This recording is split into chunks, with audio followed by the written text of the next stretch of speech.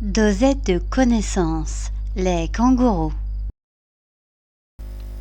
Le kangourou est un marsupial de la famille des macropodidés. Macropodidés signifie grand pied. On les trouve à l'état sauvage, sur le continent australien et en Tasmanie. Ils sont environ 40 millions. Les kangourous sont pour la plupart herbivores et n'ont pas besoin de consommer beaucoup d'eau.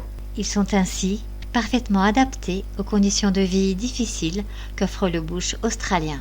Au sens strict, le mot kangourou désigne l'un des membres des 4 plus grandes espèces de macropodidés vivantes, qui sont le kangourou roux, le kangourou géant, le kangourou gris et le kangourou antilope.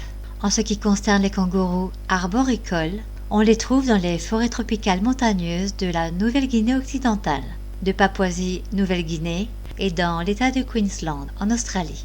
L'espérance de vie moyenne pour un kangourou en liberté est d'environ 6 ans pour un mâle et 8 ans pour une femelle. Les kangourous se déplacent en bondissant sur leurs pattes arrière et lancés à pleine vitesse, ils peuvent faire des bonds de 9 mètres. Mais ils peuvent aussi avancer sur leurs 4 pattes lorsqu'ils avancent doucement ou lorsqu'ils broutent. La queue du kangourou lui sert de trépied au repos et de balancier lorsqu'il saute. Cette locomotion particulière est appelée crawl walking, qui signifie littéralement la marche rampante. Mais parlons maintenant du mode de gestation plutôt atypique des kangourous. Comme tous les marsupiaux, les kangourous mettent au monde des nouveau-nés qui sont encore à l'état embryonnaire. Et les petits kangourous ont environ 4 semaines lorsqu'ils naissent. Et l'embryon doit alors s'acheminer tout seul du vagin de sa mère jusqu'à sa poche marsupiale.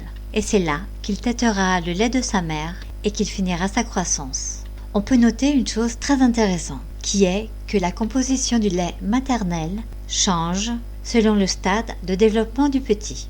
Il sera ainsi riche en sucre au début. Par la suite, il deviendra plus riche en protéines pour favoriser le développement du cerveau et des membres. Et enfin, il sera plus riche en graisse pour favoriser l'activité physique du petit. Le bébé kangourou quittera sa poche vers 9 mois, mais il y retournera immédiatement en cas de danger.